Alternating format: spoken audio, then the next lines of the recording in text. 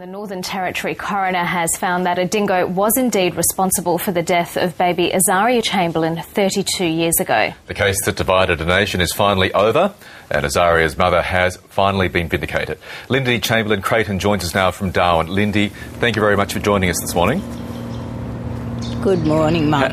How significant is it to you that we had that coroner's finding yesterday and you are now holding that death certificate that shows that Azaria was indeed taken by a dingo? Well, I think it's very sorry, I'm really tired after lots of interviews and a big day yesterday. So if I stumble over my words, forgive me.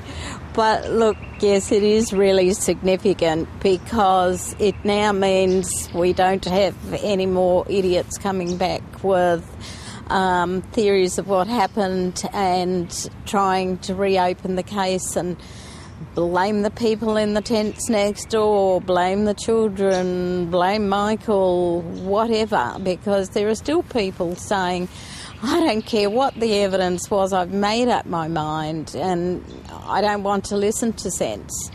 And we've seen the powers that be come back so many times with constructed evidence that it's just ridiculous. And apart from that, there have been many dingo attacks in Australia over the years from the time it was first settled, but it's never been on court record. And until it is, people go, oh yes, but it was a long time ago, or it's hearsay, or they must have been provoked. And it really needs to be recognised that these animals are dangerous, so that people really do take notice and take the precautions they need to take regardless of what anybody else is doing. So they know that the situation they're in, they have a backup plan if something goes wrong. Now, this case has come full circle. The first coronial inquest found exactly the same thing, that a dingo did take Azaria.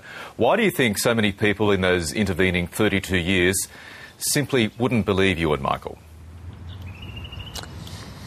Well, it's not quite come full circle because Dennis Barrett, although he found it was the dingo, thought there had been intervention afterwards by person or persons unknown because he had got some letters sent to him that purported to claim that. He was not to know at the time that they were mischief-making and some people trying to get back at others and get them into trouble thinking that would be a lark and things like that. So it left it open, and his finding also really jumped on the toes of some people and departments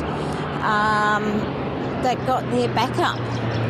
And it just went from there. And there were a lot of things that neither we nor the public were aware of that were happening in the Territory at that time that really were a precursor to this. But also feeding into the fact that people didn't believe you was the way that you and Michael carried yourself. There were a lot of people who were startled at the at times lack of emotion. You, of course, were criticised for not crying enough in the various inquests. Do you understand how that perception took hold? Yeah, I know perfectly well. When we did cry, it was edited out because the media said, no, the public gets mad with us. When you get upset, they think it's our fault and think we did it. Well, occasionally it was, but very rarely.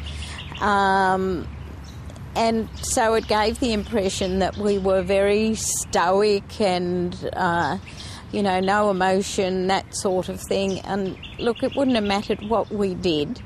If we didn't react exactly the same as the individual watching us reacted, that individual thought we were being weird. We've got numerous letters from people saying, I don't know why they say that, you did exactly what I would have done. I thought you were perfectly normal. So, what's normal? Who's normal, you or me? Yeah, well, that's a very good question. Now, legal finding is one thing. Public perceptions can take much more effort to change. Do you now believe you have the public, or the majority of the public, behind you?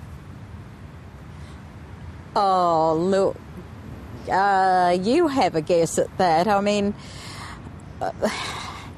the people that I see on the street, the negative people, have been mainly behind the scenes or in the woodwork somewhere, didn't come out in the open.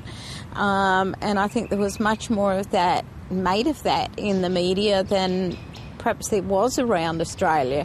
However, the support is around here is overwhelming, and yet there's still people that, you know, either walk past you with their nose in the air or, for the second time ever, a reporter, well, actually this lady wasn't a reporter, I don't think, apologised for what she'd thought. And when you look down the comments on her blog, there's a lady, presumably a lady, saying, hey, I made up my mind a long time ago and I'm not going to change it. So obviously yesterday's finding never affected her at all, and you will always get closed-minded individuals like that, you know, they see one thing and don't want to have a look at the rest. The people that read the headlines and never read the newspaper, and read the cover of a book and never read the book.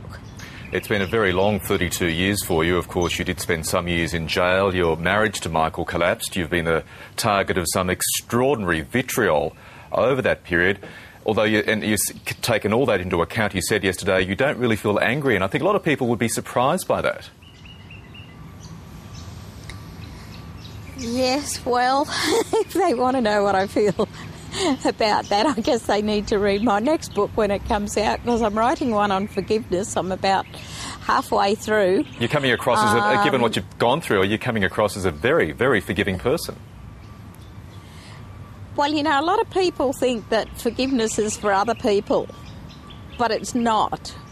And so I'll just give you a little insight and say forgiveness is for yourself for being sidetracked by other people's meanness and motives and events, and taking back control of your mind and going ahead with your life and placing the responsibility for all the nastiest and the bad things, the expectations of getting something we wanted and we didn't. Replace that back to where it belongs, onto the person, the event that hurt us, and going forward with our lives and not dwelling on the past and keeping going. And I think when we learn how to forgive, how to live with ourselves, forgiveness is a very new science. It's only been around since 2001 or 2.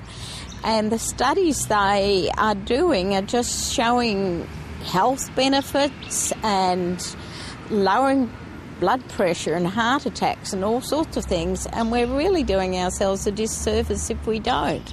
We're just letting the thing that hurt us initially hurt us over and over again. And it's a matter of choice. You can choose to do that or not. And I don't choose to spend my days being miserable. In the wake of the finding yesterday, there are questions about whether the NT government should issue you an apology, and you've said you're not interested in such an apology unless it's genuine. Why do you doubt that you'd get a genuine apology? Well, have you ever seen a parent say to a kid, now you apologise or I'll give you a smack? And so the kid stands there and goes, I'm sorry. Well, you know he's not sorry, and all you're doing is teaching your children to lie if you force them to do that. And the Northern Territory is a big naughty kid, really. Unless they do it voluntarily and mean it, it doesn't mean a thing, and we all know it doesn't mean a thing. So what's the point? Now, we're just about out of time, Lindy. Now that you had this ruling and you're holding that death certificate, how easy is it going to be for you now to get on with the rest of your life? I've been doing that for quite a long time. You do not spend 100% of your time working on court cases. We've had things ready to go for a long time, but we we had to wait until there'd be somebody that hadn't been involved in the case before. And, you know, time teaches all people things, and I think now was the right time, and we just continue with daily life.